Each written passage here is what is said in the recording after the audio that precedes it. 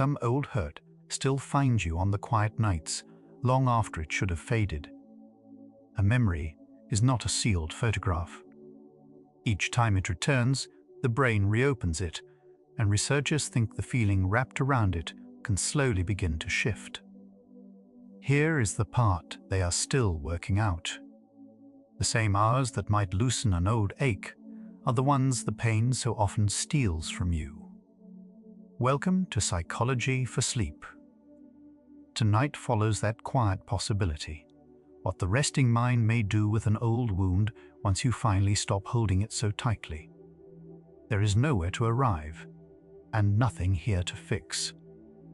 You're somewhere the noise of the day has finally run thin, where memory is allowed to loosen its edges and the body is asked for nothing at all. Let's begin where the ache first learned to stay. Some memories never fully leave. A moment from years ago can return without warning, and with it, the same tightness in the chest, the same heat behind the eyes, as if no time had passed at all.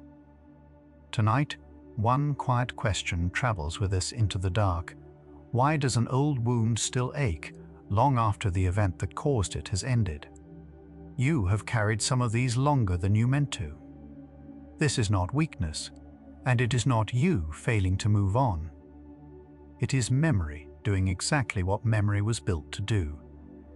Over the next hours, science will walk slowly toward an answer and toward the gentle role sleep plays in it.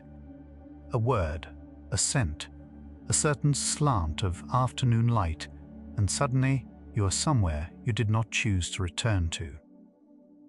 The trigger seems too small for the feeling it unlocks. Researchers who study emotional memory find that this mismatch is ordinary, not broken. The brain stores emotional experiences alongside the sensory details that surrounded them, so a fragment can reopen the whole. A song from one difficult year can carry more feeling than a photograph ever could. What arrives is not the full story, only its charge.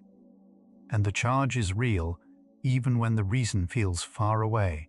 Your mind is simply keeping a promise it made a long time ago. The mind keeps two very different kinds of records. One holds facts, names, dates, the plain outline of what happened. The other holds feeling, the fear, the ache, the warmth that lived inside the moment. You can lose the first and keep the second. Many people carry an emotion with no clear memory attached, or a clear memory that no longer moves them. Scientists describe these as separate systems for a reason. They lean on different regions of the brain, on different timelines. Tonight follows the feeling record, the one that lingers. Because that is the record that keeps an old wound tender long after the facts have gone quiet and dim. Long after an event has ended, the body can still respond as though it were happening. The shoulders rise, the breath shortens. A part of you braces for something that is no longer in the room. What we now understand is that emotional memory is not stored only as thought, it is stored as readiness. The brain learned, once, that a certain situation called for protection, and it kept that lesson close. This is why an old hurt can feel physical, not just mental. Your nervous system is not confused, it is loyal. It remembers what once needed guarding, and it stands watch even on the nights when nothing is coming. Emotion works like a highlighter drawn across experience. Most of an ordinary day fades by morning, the meals, the small conversations, the route you walked. But the moments that carried strong feeling stay vivid, sometimes for decades. Researchers describe emotion as a signal that tells the brain, this one matters, keep it. The stronger the feeling, the deeper the mark it tends to leave. This served our ancestors well, helping them remember what to seek and what to avoid. Yet the same system that preserves a first love also preserves a first betrayal.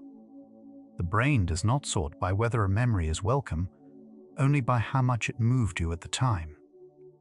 Deep in the brain sits a small, almond-shaped cluster called the amygdala. You will never feel it working, yet it shapes much of what you remember. Researchers describe the amygdala as an emotional flag setter. When something stirs strong feeling, it marks the experience as significant, and that marking helps the memory endure. It is faster than conscious thought, which is why a feeling can arrive before you understand why. This is not a flaw in your design. It is an old and careful system doing quietly what it has always done. The ache you carry passed through this region long ago, and it was tagged, gently, as something worth keeping. Two regions work together to build a lasting memory. The amygdala supplies the feeling.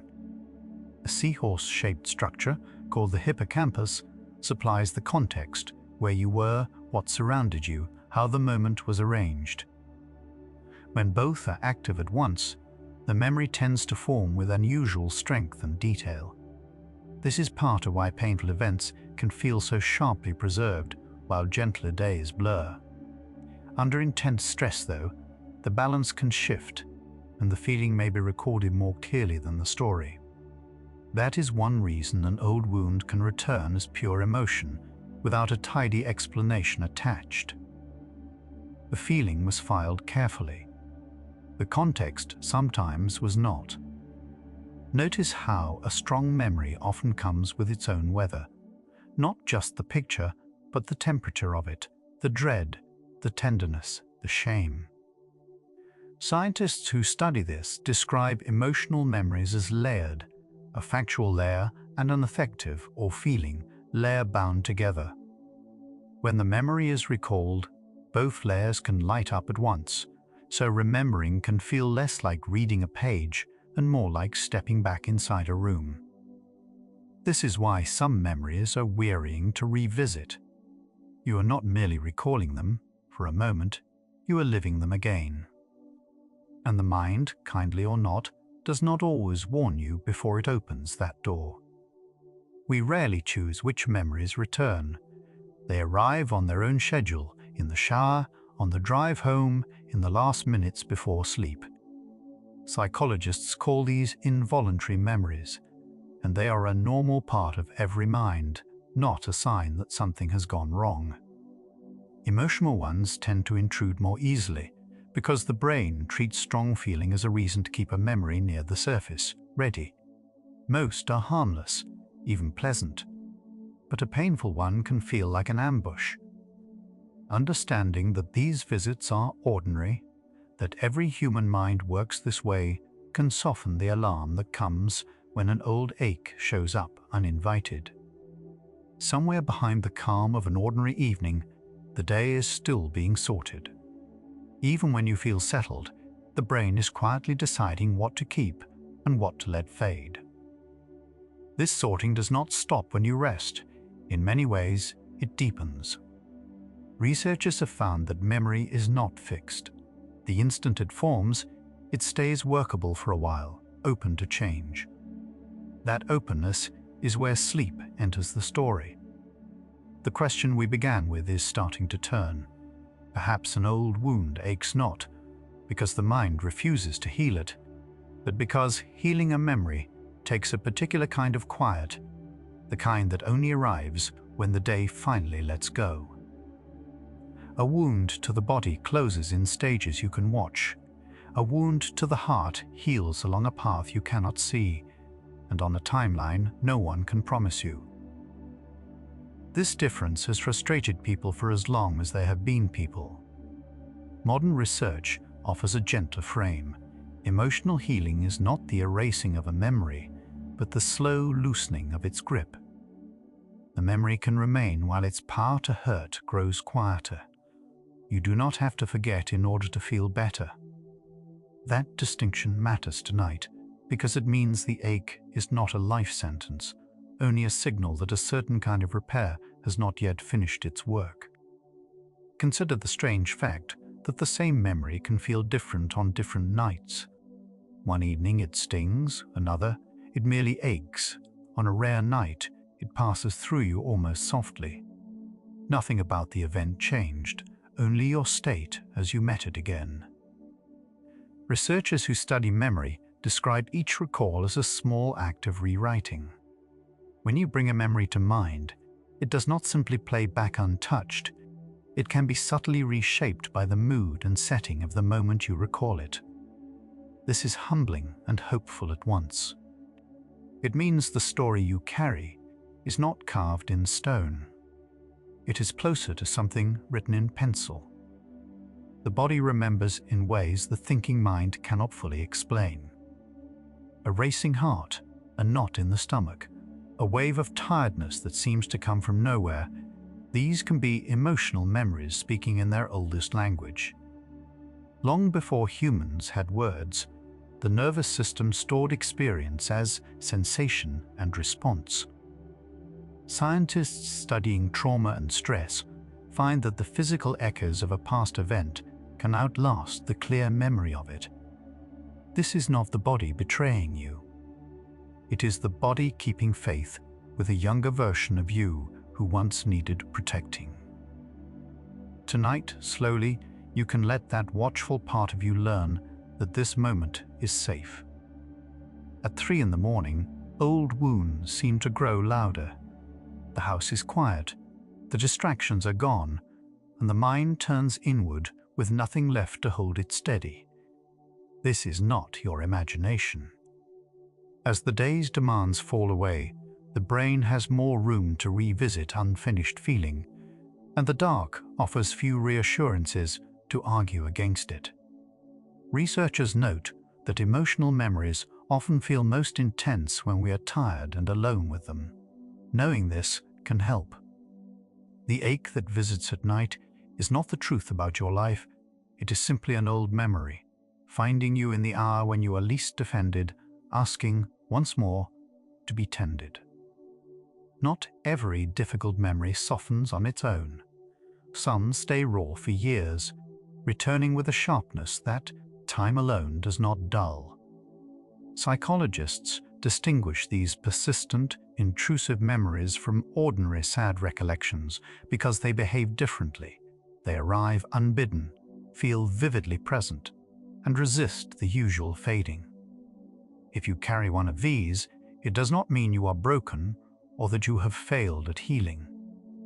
It means a memory was stored under such strain that the normal process of settling it never fully completed. This is a recognized pattern, studied with care and compassion.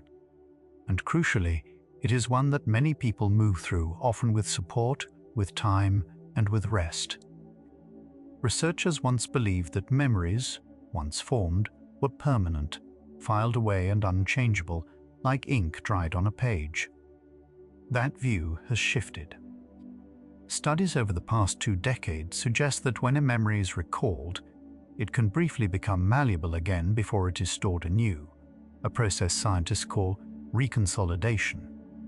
In that short window, the memory is, in a sense, editable. Much of this work began in animal studies, and its reach in humans is still being mapped, so the picture is not yet complete. But the direction is tender and encouraging. It hints that the mind is not a locked archive of old pain, but a living record, one that revisiting under the right conditions can slowly change.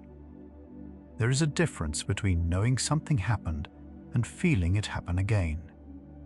You can recite the facts of a hard chapter calmly, and then, on another day, the same chapter can flood you. Scientists trace this to the 2 memory systems we met earlier, the factual and the emotional, which do not always stay in step. Healing, in many accounts, is not the loss of the factual memory. It is the quieting of the emotional flood that used to come with it. The event stays part of your story. The story simply stops setting off the alarm. That is a kind of freedom worth moving towards slowly, without forcing, on nights exactly like this one. Grief has a strange relationship with time. It does not shrink steadily, day by day, the way we are told it will. Instead, it moves in waves, gentler for stretches. then suddenly vast again, often stirred by a date, a place, a familiar sound. Researchers who study loss describe this as normal, not a failure to cope. Emotional memory is bound to cues, and the world is full of them, so feeling can return long after you believed it had settled. There is nothing wrong with a heart that still responds. It only means the love or the loss mattered. And what mattered leaves a mark the mind chooses gently to keep. When a song from an old season begins to play, you may feel the whole time return at once. Music reaches emotional memory with unusual directness, moving past the slower work of description. Scientists have found that familiar songs can stir the brain's emotional and memory regions together, which is why a melody can move you before you have named a single reason. This is one of the kindest features of the human mind, and one of the most bittersweet. The same door that lets joy back in can let sorrow in too. Tonight, you do not have to open any of those doors. You can simply notice that they are there and let them stay closed. Sometimes an old ache resurfaces not because anything is wrong now, but because something in the present quietly resembles the past. A tone of voice, a kind of silence, a familiar disappointment, and the brain, ever pattern-seeking, links the new to the old. Researchers describe this as generalization. The mind applies an old emotional lesson to a new situation that only partly matches. It is meant to protect you, to warn you early. But it can also make the present carry weight the present did not earn. Recognizing this can be a quiet relief. Not every ache is about today. Some are old echoes reaching forward, mistaking this moment for another one long gone. The difference between a fact and a feeling is where much of tonight's answer lives. A remembered fact is information. A refelt emotion is an experience. When an old wound aches, the emotional layer of a memory has been reactivated more strongly than the factual layer. You are not just recalling the hurt, you are, for a moment, inside it. Scientists suspect that easing this ache is less about deleting the memory and more about weakening the tight bond between the fact and its flood of feeling. Loosen that bond, and the memory can stay while the sting fades. This is the quiet hope threaded through everything ahead. The past need not keep its full grip. Sleep does more than rest a tired body. Through the night, the brain returns to the day's experiences and works them over, strengthening some, softening others, weaving them into the larger fabric of what you know. Researchers have shown that memory is not simply preserved during sleep, it is actively processed. Newer, fragile memories are revisited and stabilized while you lie still. This is why a night of good sleep can leave an emotional event feeling a little more settled by morning, a little further away. Nothing was erased. Something was simply tended. The mind, given the quiet it was waiting for, does some of its most careful work while you are doing nothing at all. Each night, the brain moves through stages, and one of them carries a peculiar chemistry. During REM sleep, the phase most tied to vivid dreaming, levels of noradrenaline, one of the brain's main stress alert chemicals, fall to their lowest of the whole day. The mind stays active, replaying and recombining experience, but the chemical charge of alarm is largely switched off. Here the question we opened begins to sharpen. Perhaps an old wound aches in part because the emotional memory has not yet had enough of these calm hours to be revisited without alarm. The ache may not be the mind failing to heal, but healing still waiting for the right kind of night. For a long time, one influential idea has drawn researchers toward this calm REM chemistry. Some have proposed that revisiting an emotional memory while noradrenaline is low might let the brain keep the memory's content while loosening its emotional charge, a gentle nightly softening. It is a hopeful picture, and parts of it remain contested. Studies have not all agreed, and the story is far from settled. What is clearer is simpler and steadier. Sleep is deeply involved in how emotional memories are processed, and poor sleep tends to leave difficult feelings sharper. So the honest answer forming tonight is careful, not certain, but it leans quietly toward rest. Piece by piece, a shape is emerging. Emotional memory is real, physical, and stubborn by design, built to keep what once moved you, whether or not you wish to hold it. The old wound aches because the feeling was filed deeply, and because the quiet work of settling it is not yet complete. But we've only met the mechanism from the outside.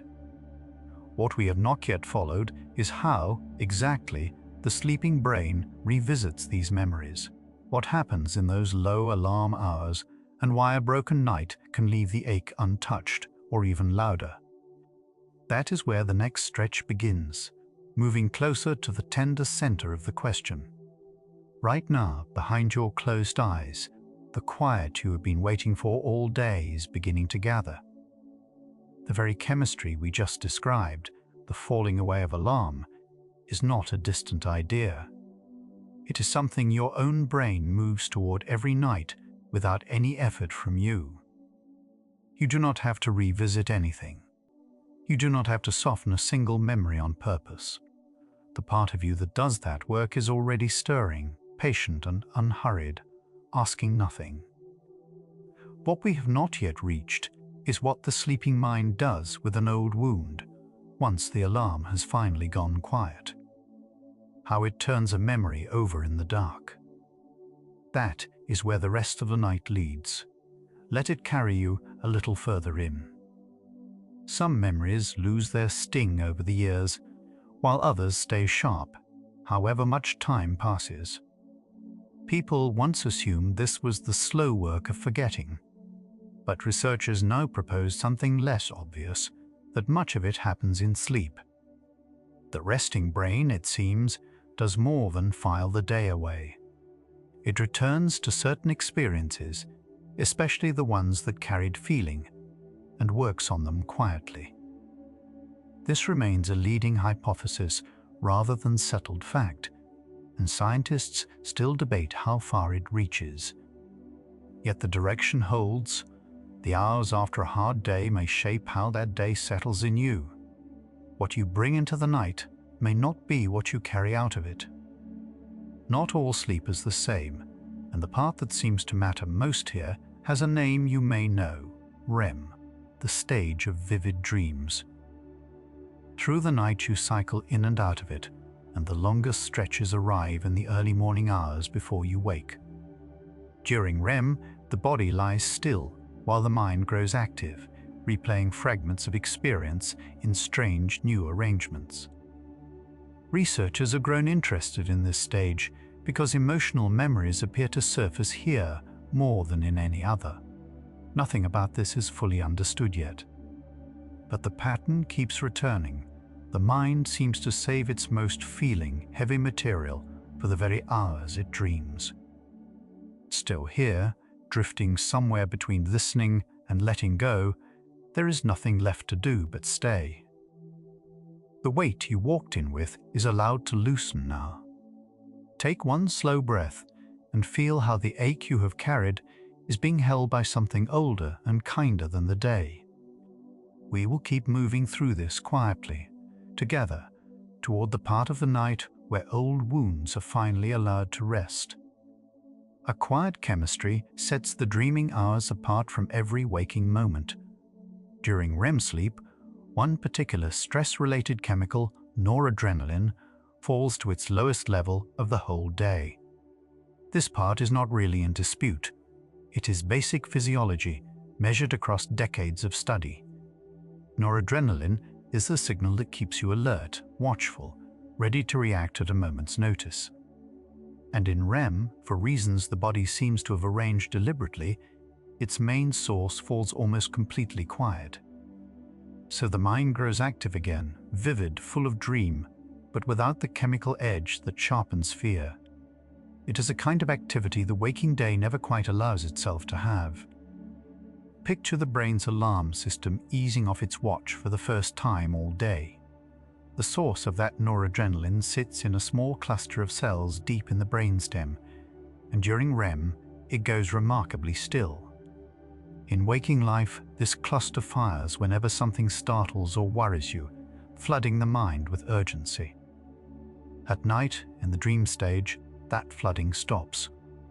Scientists describe REM as a uniquely low arousal chemical state, even as the dreaming mind runs vivid and full. What this may allow is a rare thing: the chance to revisit a feeling without the alarm sounding along with it. The memory can come close without the whole body bracing against it. A good night can take the edge off something that felt unbearable the evening before. Some researchers have given this a name. They call it overnight therapy, or sometimes sleep to forget, sleep to remember. The proposal is gentle and still unproven, that in REM's calm chemistry, the brain revisits an emotional memory and slowly loosens the memory from the raw charge it carries. The findings so far are mixed, and careful scientists say the picture is far from complete. Still, the idea has stayed alive because so many people know the feeling firsthand, the sense of waking a little lighter than when you fell asleep, without ever deciding to.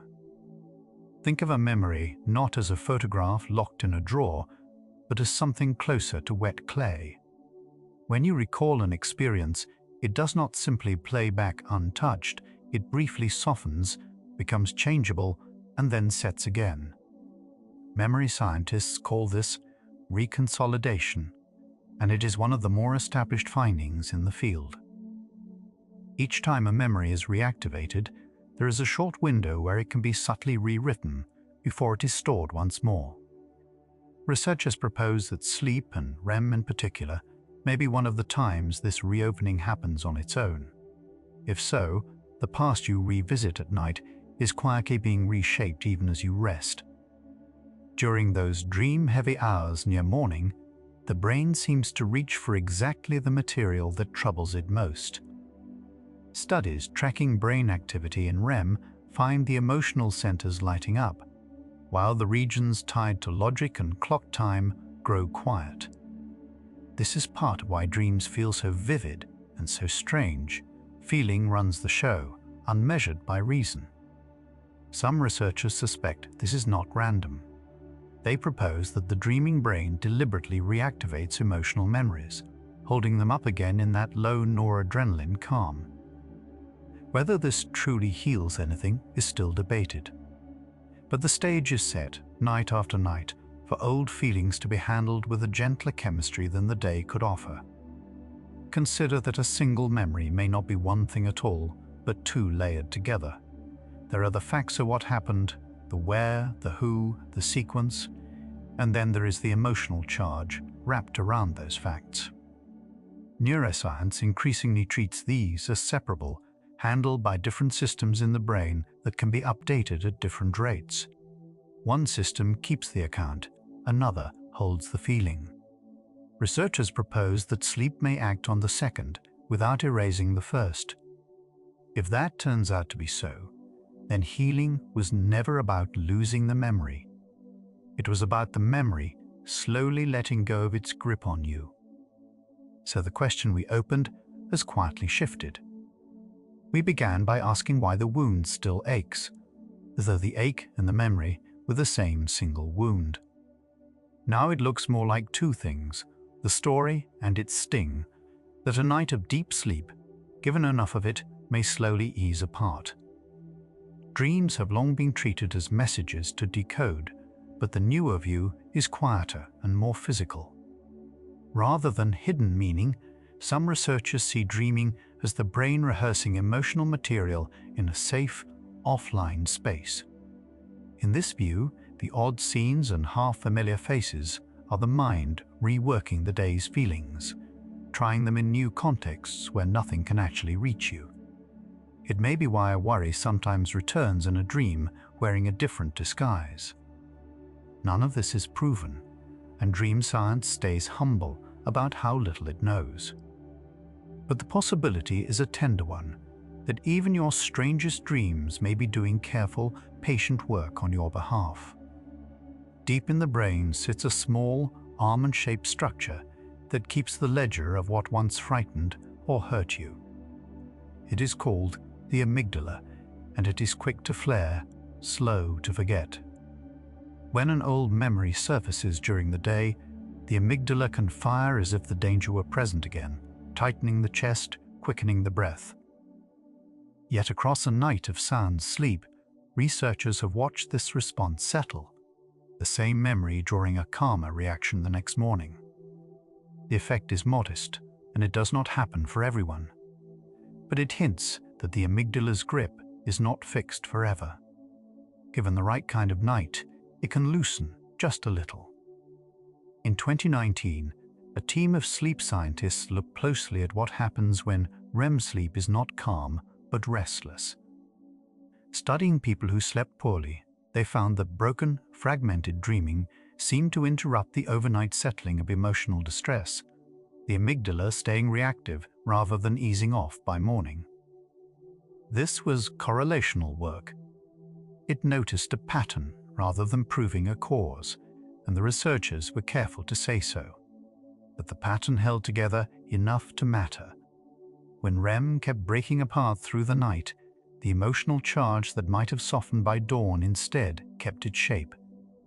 The quiet chemistry, it seemed, needed unbroken time to do its slow work. When sleep breaks into pieces, something gentle seems to get lost. Each time you surface from a dream and drift back, that low noradrenaline calm is interrupted, and the mind may have to start its emotional work over from the beginning. Researchers suspect this is one reason fragmented sleep can leave yesterday's hurt, feeling strangely fresh, not because you failed to rest, but because the rest never stayed deep enough to finish. It offers a gentler reading of the sleepless night. The wound that would not fade may not be a sign of weakness at all. It may simply be a wound that has not yet been given one whole unbroken night to move through. Ask anyone who lives with insomnia, and they will often describe old griefs that refuse to lose their weight. This connection has caught the attention of researchers who notice that stuck emotional memories and broken sleep tend to travel together. The reasons are still being untangled, and the arrow may point both ways: pain disturbing sleep, and disturbed sleep preserving pain. What seems clearer is the loop itself.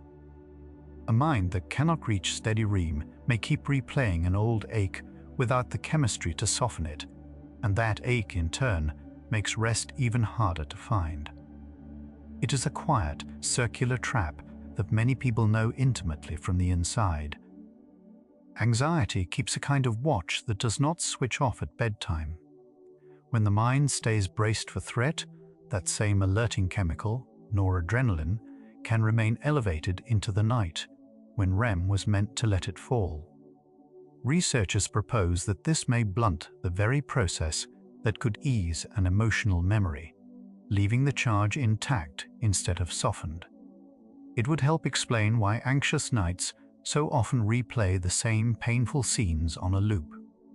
The feeling never gets its window to loosen.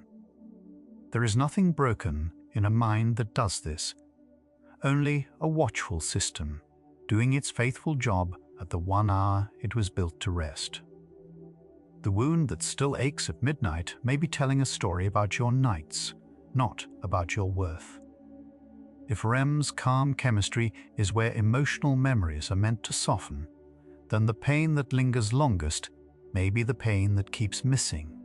That window, through broken sleep, through anxious hours, through nights cut short.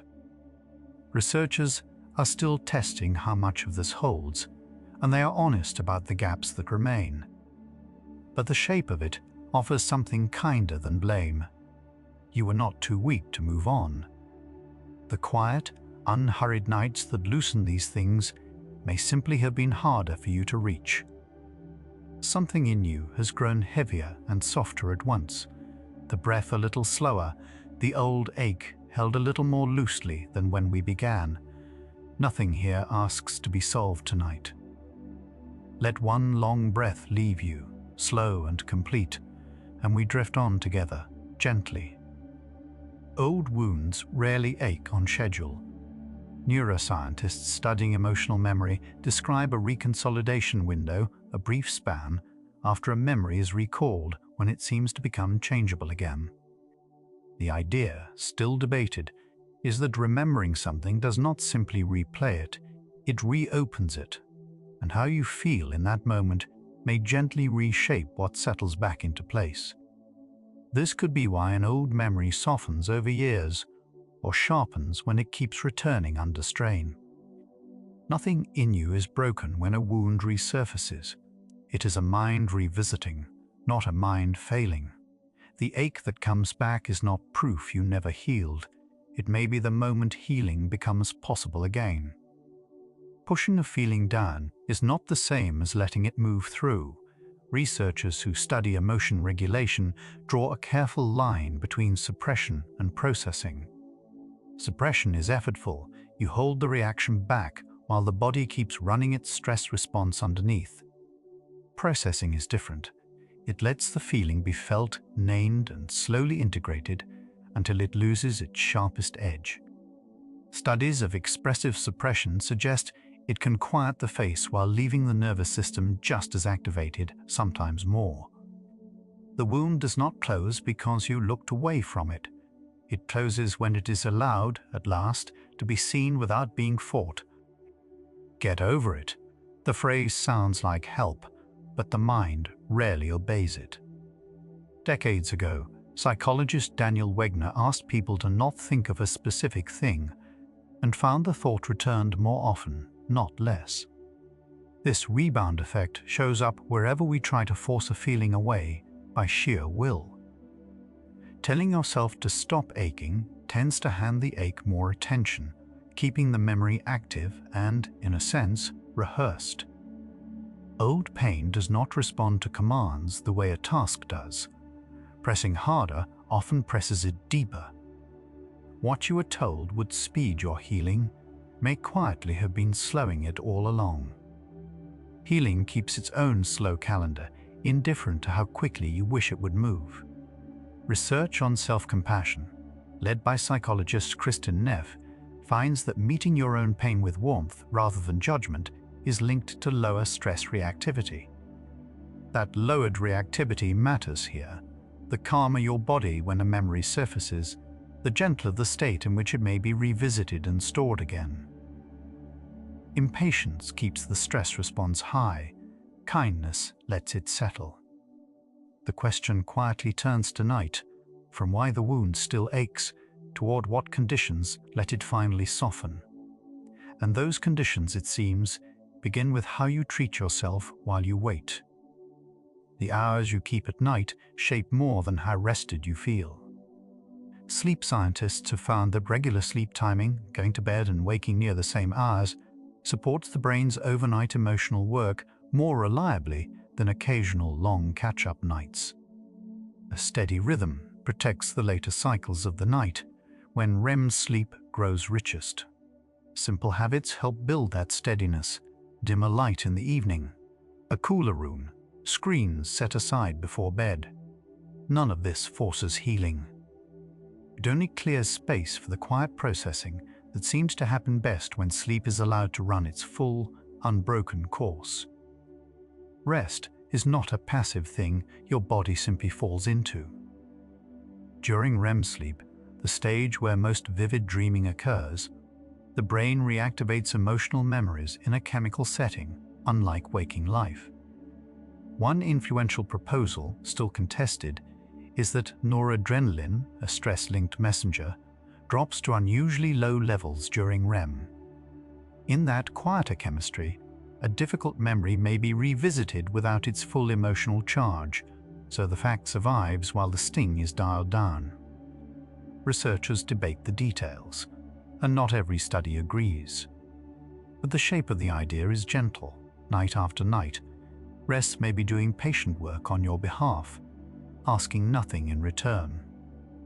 Notice the difference between a memory you avoid and one you allow to surface.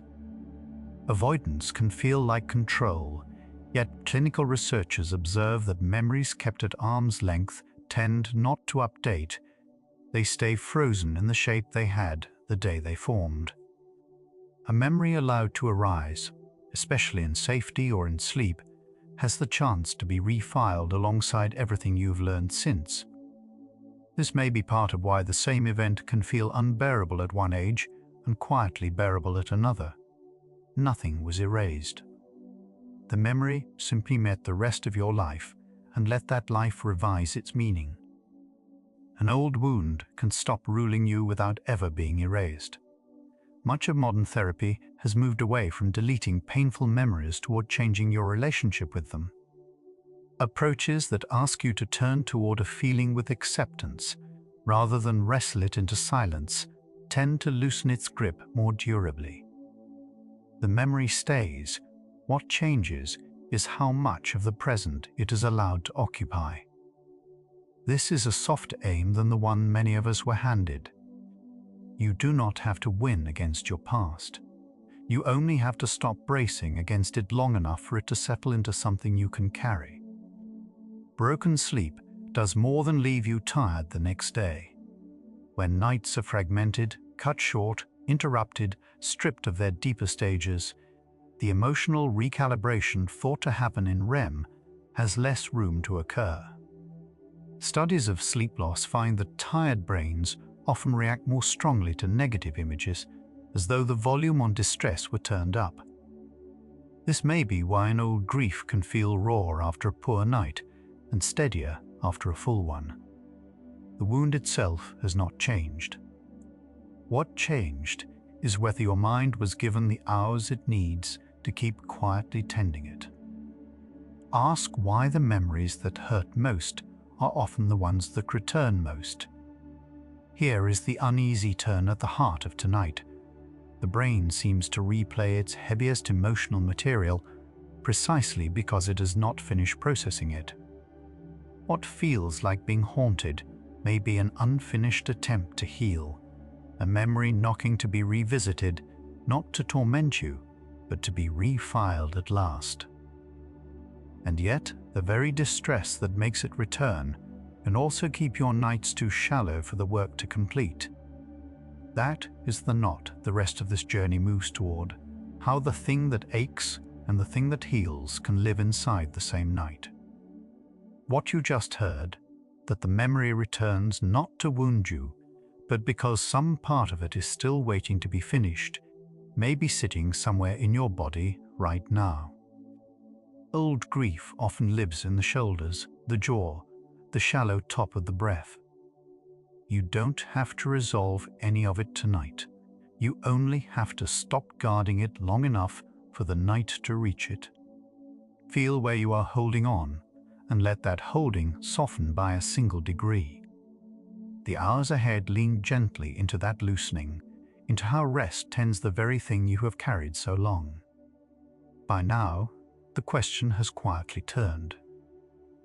We began by asking why an old wound still aches. Now it looks more like asking what the sleeping brain does with a wound while you rest. During REM sleep, the phase when dreams run most vividly, the brain reaches back and reactivates the emotional memories it gathered while awake. It does not erase them. It revisits them, the way you might return to a room you once feared, now with the lights lower and no danger left in it. Researchers see this reactivation as one of sleep's quiet forms of tending. What hurt in daylight is met, gently, in the dark. Something changes in the brain's chemistry during REM that daylight almost never allows. As you dream, the stress-signaling molecule, noradrenaline, the one that sharpens alarm, quiets far below its waking level. This means an emotional memory can be switched back on without the fear chemistry that first burned it in. Scientists describe REM as a uniquely low arousal chemical state, a room where a hard memory can be held without the body sounding the alarm again. It is not that the memory stops mattering. It is that, for once, it can be met without being feared. Recall an old memory and, for a short while, it becomes strangely unfixed. Neuroscientists call this reconsolidation, the finding that a memory, once retrieved, enters a brief, malleable state before it settles back into storage. During that window, what gets resaved can differ slightly from what was pulled up.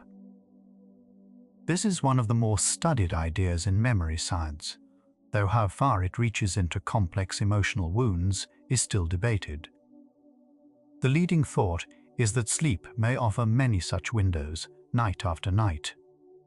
Each time a memory is revisited, it has a chance to be laid down a little differently than before.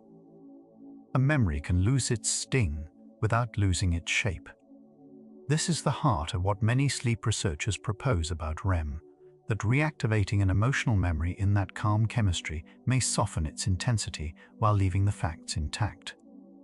You would still remember what happened, the where, the who, the when, but the raw ache attached to it could ease by degrees. It is a leading hypothesis, not a settled fact, and honest scientists say the picture is still forming. Yet it matches something many people quietly notice, that time and sleep blunt the edge of a memory long before they touch its outline. When sleep is broken, so is this quiet work.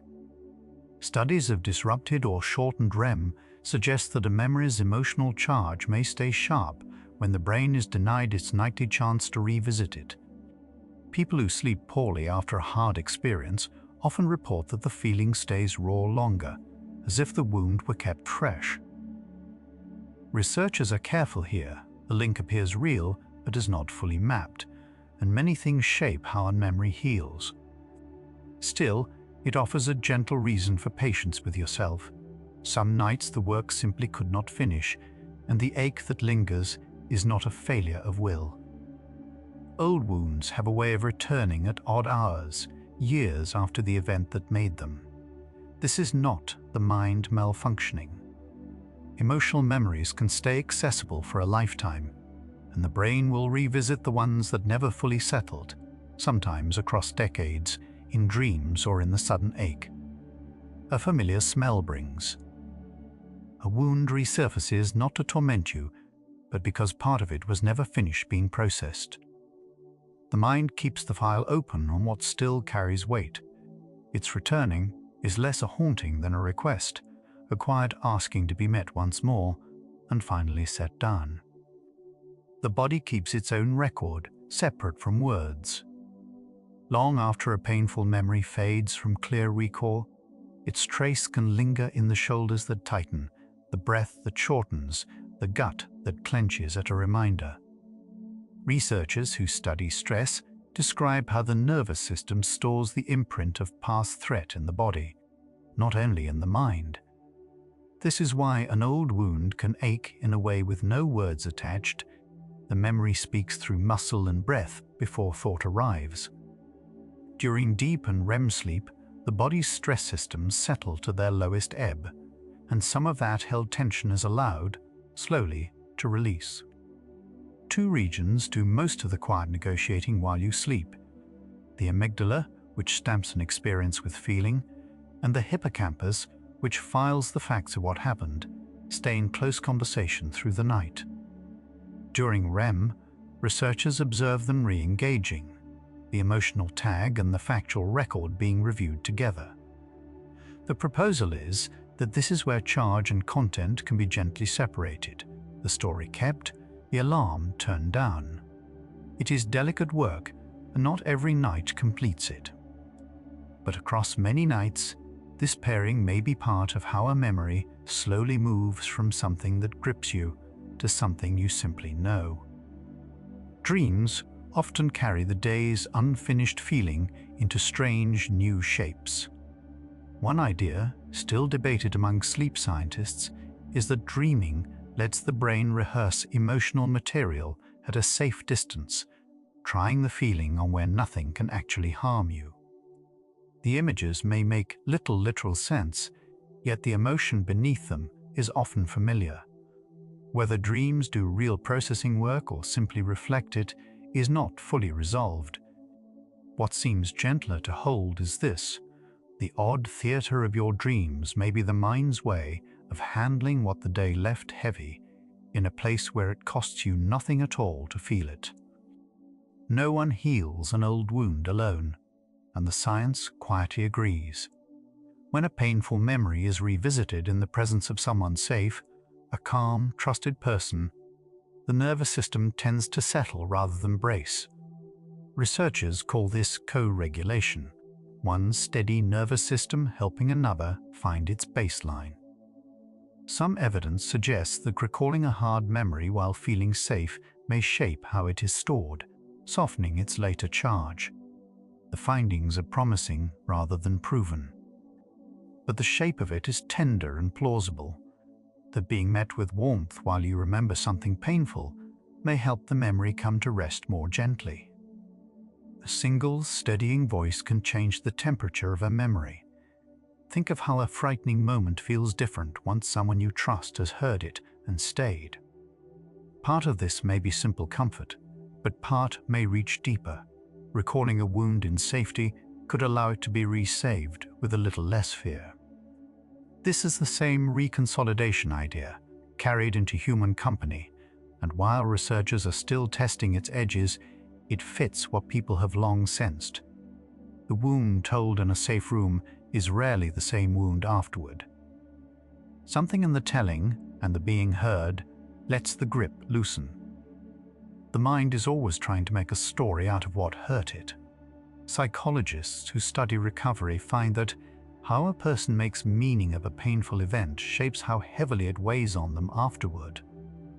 The same event, held as proof of one's brokenness, aches differently than the same event held as something survived.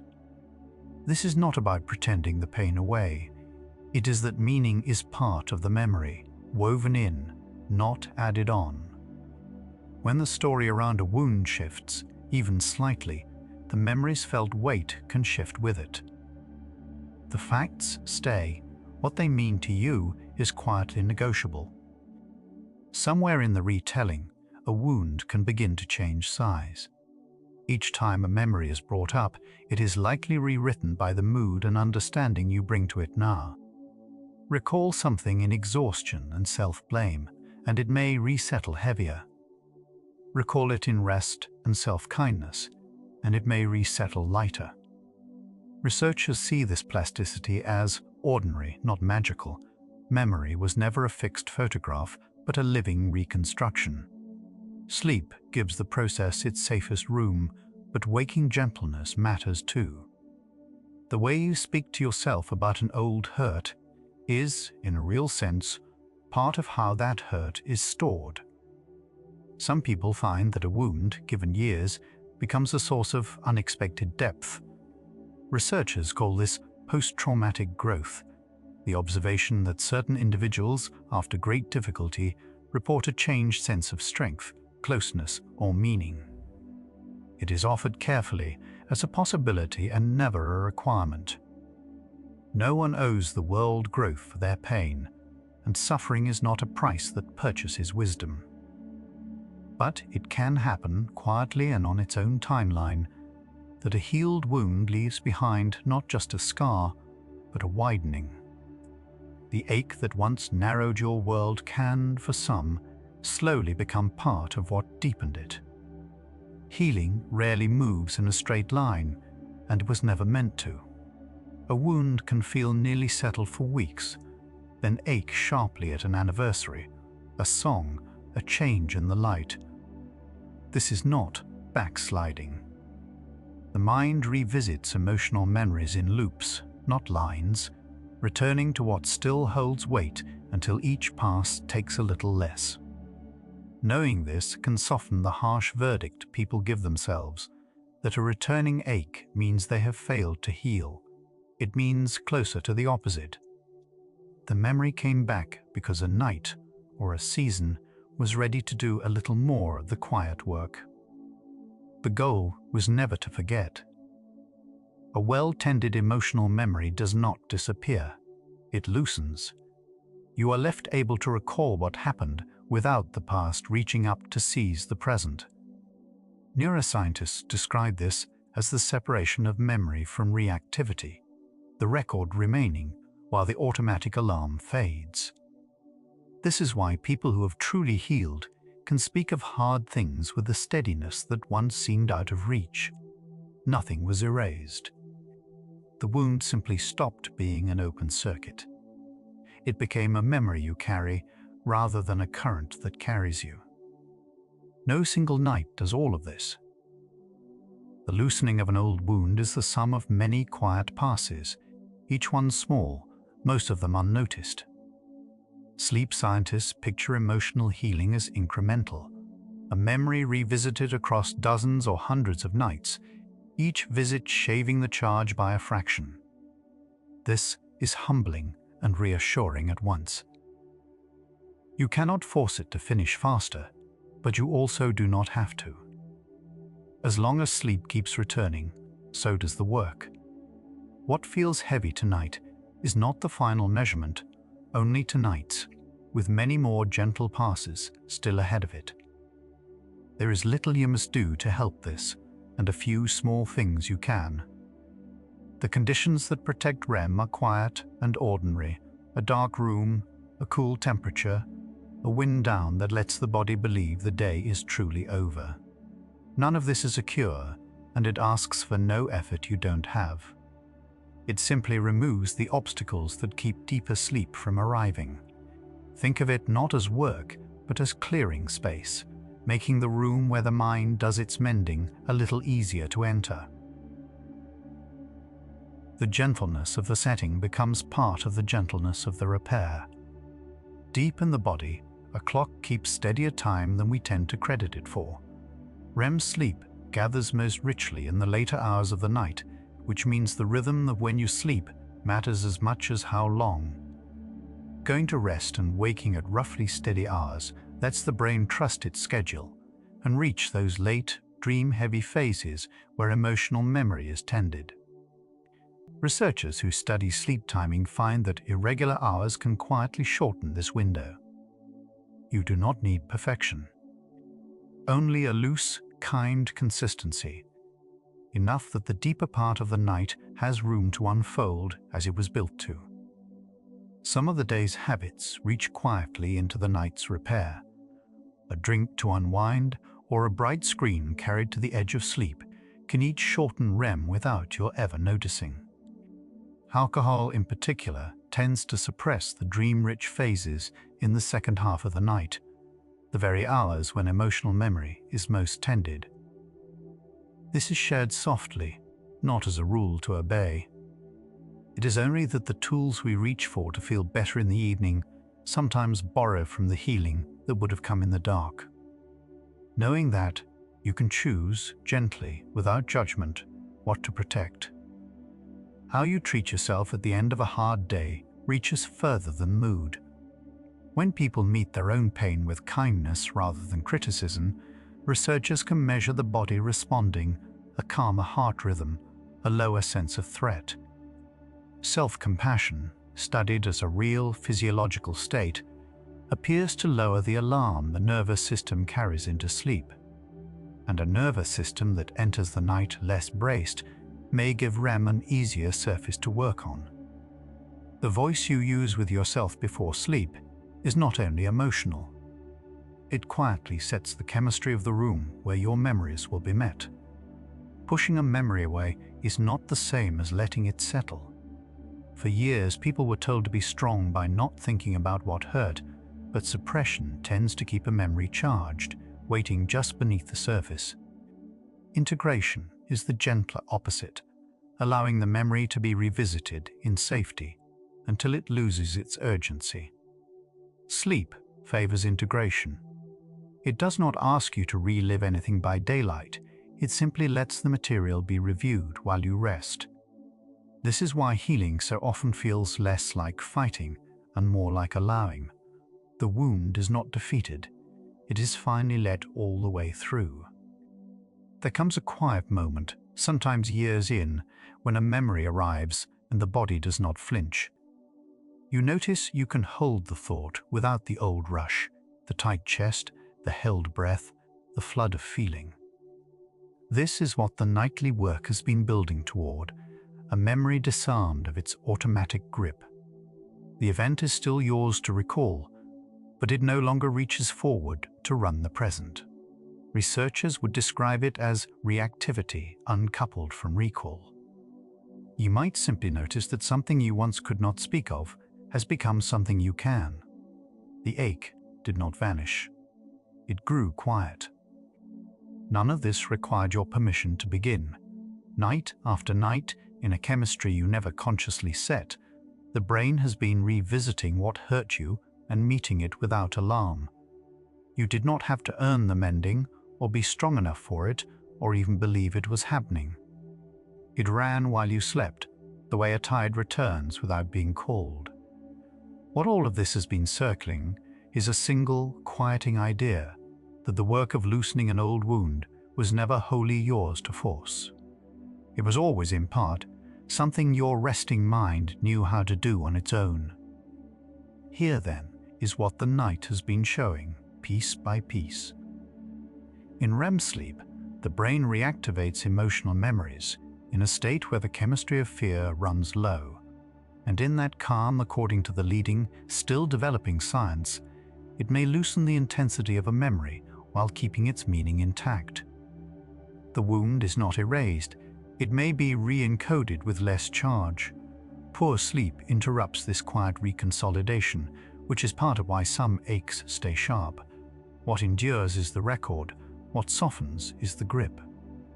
Old wounds ache until the sleeping mind is given enough nights to meet them and slowly set the fear down. REM returns on its own rhythm, 4 or 5 times before morning, each visit a little longer than the one before. You do not schedule it. You do not have to stay awake to make sure it comes. Right now, as the hour deepens, the body is already moving toward the first of those returns, the chemistry of alarm easing, the room where memory is met, growing quieter. The rest of the night asks nothing of you. It needs only your sleep. What we have been circling all this while is close now, and it will finish arriving whether you are watching or not. Old wounds do not ache because you failed to heal them. They ache because they were real. A memory that still carries weight is not a sign of weakness. It is a sign that something mattered enough to leave a mark. Tonight, there is nothing to fix in that. The ache can simply be here, held gently, while the slower part of you begins its quiet work in the dark. Somewhere in the night, long after the day has loosened its grip, the brain drifts into a state it cannot reach while awake. In this softer chemistry, old feelings can surface without their usual sting. Sleep scientists suspect this is where the mind revisits what hurt, not to relive it, but to hold it in a calmer light. You do not have to be awake for this. You only have to let go. A memory is not a photograph, fixed and finished. Each time it returns, the brain rebuilds it, and in that rebuilding, it can change a little. Researchers call this reconsolidation, a still debated idea, but a hopeful one. It suggests the past is not carved in stone. What returns to you tonight can return softer tomorrow, worn smooth by the same gentle process that unfolds while you rest. Sleep appears to loosen the knot between a memory and its alarm. During dreaming, one leading idea suggests the brain replays emotional events while the stress chemistry runs low. The information stays, the names, the faces, the meaning, but the sharp edge of fear can dull. It is not erasure. It is more like the difference between a wound and a scar, still yours, but no longer bleeding. The ache you carry is not a verdict on how far you have come. Emotional memories are simply built to last. The brain marks what mattered so it will not be lost. That same marking is why old pain lingers. But lingering is not the same as being stuck. Even the deepest grooves soften with time and rest, quietly, without you having to force a single thing. During REM sleep, the brain does something it rarely does by day. It revisits strong feeling with the volume of stress turned down. Many sleep researchers think these calm hours are where emotional memory is gently refiled. Whether the theory holds completely is still being studied, but the shape of it is kind, that the hardest moments might be met, again and again, by a mind at its most forgiving. Think less about erasing the past, and more about befriending it slowly. Nothing in your history has to disappear for you to rest. The gentlest kind of healing does not delete, it loosens. Night after night, the mind seems to return to what weighs on it and lets a little of the heaviness dissolve. You wake carrying the same story, only a shade lighter than before. Chemistry has a kind of mercy folded into it. When you finally sleep, the brain lowers the very signals that once made a memory feel like an emergency. In that quiet, the past can be handled without panic. This is thought to be part of how time heals, not magic, not willpower, but a nightly softening that asks nothing of you but sleep itself. Nothing about this asks you to try. Whatever the sleeping brain does with a memory, it is not something you can force. One influential theory suggests that reconsolidation, if it works this way, may unfold quietly on its own schedule. Though researchers still debate how far the idea reaches, and results so far are mixed.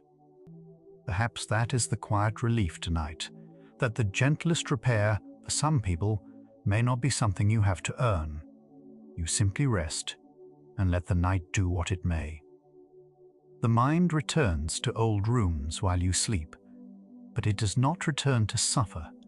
It returns to reorganize, to move a heavy memory to a shelf where it no longer falls on you every day. Dream researchers see emotional themes surface at night and suspect this sorting is part of why mornings can feel clearer. You do not choose what it visits, you only give it the dark. Grief and memory share the same quiet machinery. The parts of the brain that hold what you loved are the parts that ache when it is gone. There is no way to keep one without the other. And so the tenderness you feel is not a malfunction, it is love, still filed under the same name. Sleep does not take that from you. It only makes it easier to carry. When sleep is broken, this softening slows. If the night is cut short, the brain may not reach the long stretches of REM where emotional memories are thought to be gentled. This is one reason exhaustion and old pain so often travel together. It is not a failing on your part. It is simply the mechanism waiting for the rest it was designed to use. The question quietly changes as the night deepens. You came asking why the old wound still aches, but somewhere in the dark, it becomes a softer question, not how to make the ache stop, but whether you can let yourself be held while it heals on its own. The mind already knows the way. It has done this every night of your life. None of this is something you have to believe hard enough to make true. The softening runs whether or not you have faith in it, the way a tide comes in without being asked. All that is left for you tonight is to stop standing guard over the ache and let the dark do what the dark has always done. Healing was never meant to feel like effort. We are taught to fight our pain, to push through, to fix ourselves by morning. But the body's own repair works in the opposite direction. It begins the moment you stop pushing. As your breathing slows and the guarding softens, the gentler chemistry can finally reach the places that have been waiting. Letting go is not giving up. It is how the mending starts. consider the word gentle and how rarely we offer it to ourselves. The brain, though, is gentle with your memories by default. It does not replay them at full force forever. Left to rest, it turns the volume down, night after night. If the mind can be this kind to what hurt you, perhaps you can borrow a little of that kindness now and aim it inward. Your body keeps a clock far older than your sorrow. Every night it lowers stress, deepens sleep, and opens the windows where emotion is thought to be reworked. This rhythm does not care whether today was hard or whether you feel you earned rest. It arrives anyway. Right now it is already turning, carrying you toward the hours where the oldest aches are handled most gently of all. Tenderness in a memory is not a wound that refused to close. It is often a wound that closed around something worth keeping. The mind holds the meaning and lets the emergency fade. That is what a healthy scar is.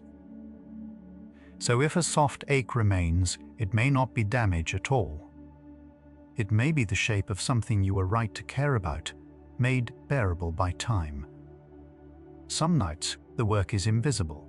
If it is happening at all, you will not feel it. You may not sense what researchers think may be a memory being refiled or the stress chemistry easing. You might only notice, some later morning, that a thought which used to sting now merely passes through. Researchers believe a quiet process may underlie that shift, one you never had to manage. For some people, it may have been unfolding gently in the dark while you slept. The past does not need to be solved tonight. There is no deadline on becoming whole, no schedule the ache is supposed to keep. Healing, as far as science can tell, is not a single event, but a slow accumulation of gentle nights. Each one loosens a little. You are allowed to take as many as you need.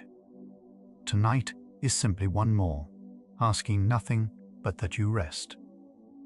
There is a kindness in how the sharpness fades before the memory does. You keep the lesson, the love, the meaning, and slowly lose only the part that made it hard to breathe. This is what the sleeping brain seems built to do. Not to rob you of your story, but to let you hold it without flinching. What remains is softer and still entirely yours. Rest is not a reward you earn by suffering enough. It is the ground the whole repair stands on. Every gentle change the night makes to an old memory depends on you being here, letting go, unguarded. So there is nothing left to prove tonight. By simply lying still and letting sleep come, you are already doing the one thing the healing has been waiting for. Morning often feels lighter for reasons we rarely notice. The problem that loomed at midnight can seem smaller by dawn, not because anything changed outside, but because the night quietly changed how it sits inside you. Sleep researchers think this overnight softening is part of why we say to sleep on it. The ache you take into the dark is rarely the same weight you carry out.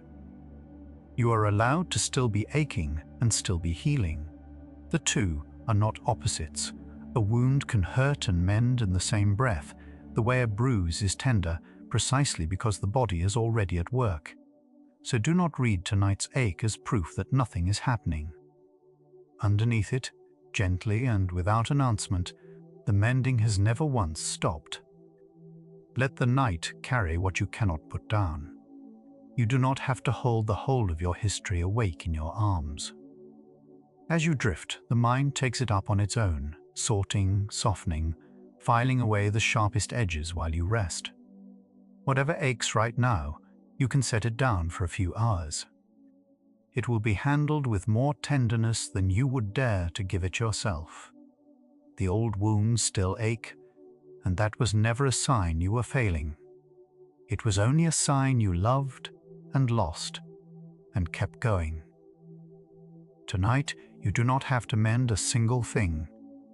While you sleep, something gentler than effort will meet each ache in the dark and hold it a little more kindly than before. You are not broken. You are healing quietly, the way you always were. The oldest ache in you has grown quiet without being answered. Memory is not stone. What returns to the mind is remade each time it returns, and in the dark it is remade a little more gently. The past you carried in is already lighter than the past you will carry out. Let your whole self dissolve into the soft, low-lit place where the mind meets old feeling without fear, where nothing has to be fixed to be forgiven. If the wound was real, so is the mending. Tonight, you can let it happen without your hands. The wound is still there, and it no longer has to mean what it used to mean. For so long, the ache felt like evidence that you had not tried hard enough, that you should have been over this by now. It was never that. It was only memory doing what memory does, holding tightly to what once mattered most. Tonight, nothing was fixed, and nothing needed to be. You simply arrived at the hour where the mind does its softest work, and let yourself be here for it. What loosens the grip of an old wound is not force, and never was. It is rest. It is the willingness to stop guarding the ache long enough for something gentler to reach it. You leave tonight carrying the same story, only a little less afraid of it.